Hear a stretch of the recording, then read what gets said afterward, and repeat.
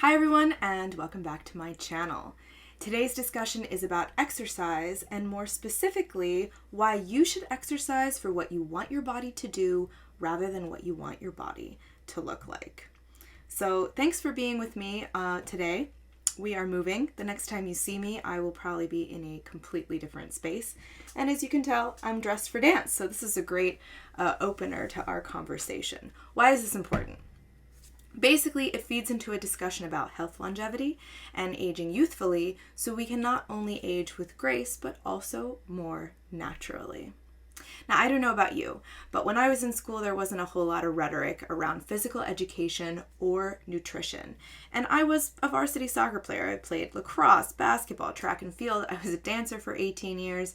Not once was it ever explained to me why we did the exercises we did. And I remember somebody saying, eventually you're going to have to pick one. You can't be a dancer and a soccer player at the same time. And I really didn't understand until I developed my 10-year yoga practice what that meant. So from soccer, I developed these very strong quad muscles. And in dance, it was very difficult to elevate that leg and hold it here above my head.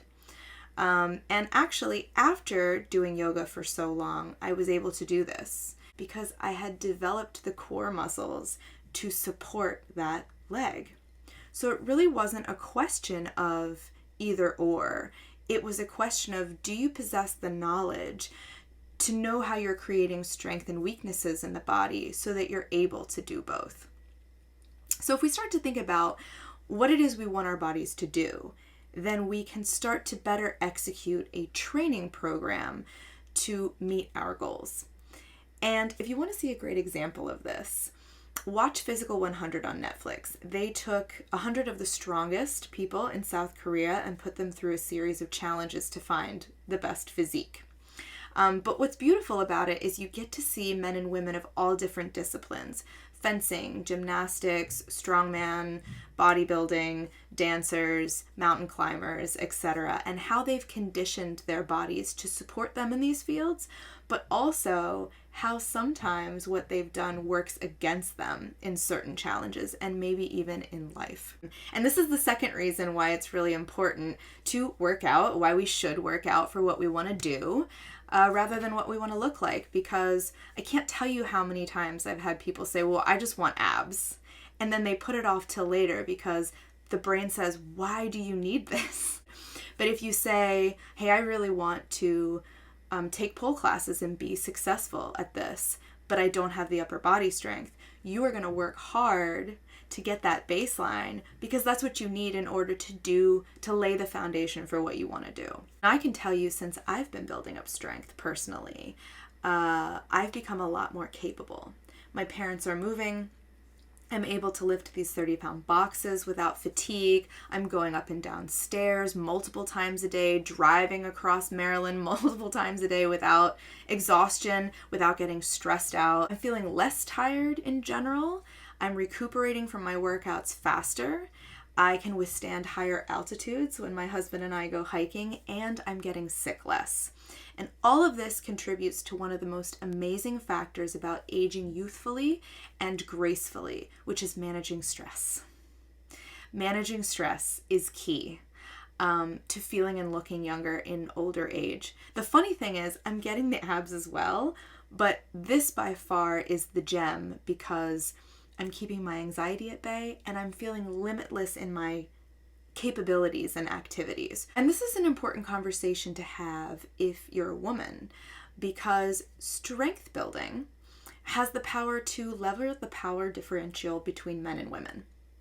At the very least, you don't have to depend on other people to do as much for you, so you have more time. And at best, there is a potential for less fear and more places that you can go because you're more confident and more trusting of your body to protect you. Now, I'm not advocating that women need to be as strong or stronger than men to do this.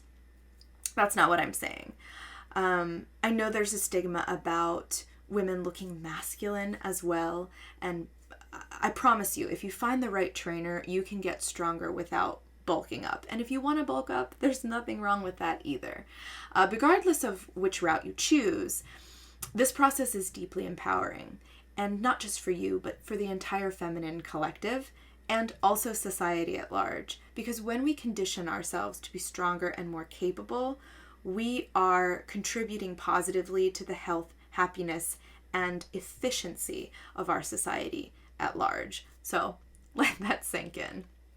And this brings me to my third reason why working out is better when you have a goal in mind versus what you just want to look like. Because I don't have to tell you that we have a health crisis in this country. I don't have to tell you we're obsessed with looking younger and are willing to do, in my opinion, some kind of cutting corners to get there. If you really want to feel healthy and look healthy in your older age, this work is essential because your tissues are breaking down. There's nothing you're going to be able to do about that. So it's a question of, do you want to provide yourself a cushion to break down from, or do you just want to break down from where you're at? Because if we don't start now, we are likely to end up with issues when we're older, and we're going to see those visual effects. And it's one of these things that just happens by proxy. Like getting abs, you're just going to start looking younger by doing things that are better for your body because you're optimizing the detoxification process. And that is going to directly translate to physical effects. And in my opinion, it's easier to maintain than paying to cosmetically enhance yourself as well, which, no judgment, but I think it actually has longer lasting effects. And I've actually noticed this in my mother since she's become a vegetarian. She's in her late 70s. Her skin has actually started to look more youthful. The whites of her eyes are brighter. Why is this happening? I used to believe that aging was kind of like this. It doesn't have to be. You don't have to keep climbing, and then something happens and then it's just this descent towards death. Our bodies are actually wired to help us stay fit, sexually attractive, and optimized right up until that point of death. I mean, that's what life is. So it's really the journey that you choose, how you want this to be for yourself. Do you want it to be easier or harder? I think the baby boomer generation in general is a lot healthier than their parents because we know more about the chemicals. We have stopped smoking. We have become a little bit more conscious, and knowledge is more prevalent on an individual level. We have the internet. You can look it up. So this has astronomical implications for us. Gen Z, Gen Y, Gen X, millennials. Who knows where we're going to be when we reach that point? So when my clients tell me about their fears of getting older, I have to calmly remind them that it's really in their hands. And being youthful in a physical manner means less doctor's visits, less money lost, less days where you feel tired or in pain, and you're less likely to be rendered immobile or in a wheelchair when you're older. So looking younger is really just the tip of the iceberg of why you should do it. And if you say, oh, I'm suffering from something currently, this is just not ever going to be in the cards for me. I really do believe that unless it kills you, it makes you stronger, and most likely the effects can be reversed. I'm proof positive of this, battling my 8-year autoimmune issue that I don't have anymore. I have clients that have recovered from surgery, injury, illness that are proof positive of the body's resilience and capability. So don't lose hope in climbing that mountain. It's possible for you as well. So in conclusion, I want you to ask yourself if there is a challenge that you'd like to use your body for. Maybe it's to gain strength, to do a handstand in yoga, or spar, or help out on the family farm, or maybe you want to be a bodybuilder, maybe you want to do splits, maybe you want to run a marathon, maybe you just want to get back into running after a torn ACL. Whatever it is, lean into the process. And I think you'll find by using your body for what you want to do, it will give you the strength and flexibility you need to get leaner and more capable.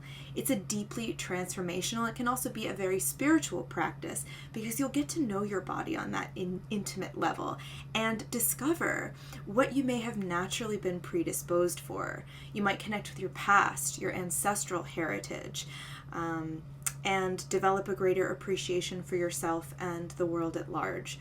So that is what I have for you. If you have any questions or comments, pop them in the box below. Check out my website. I have a lot of different offerings, and I will see you next time for the next discussion.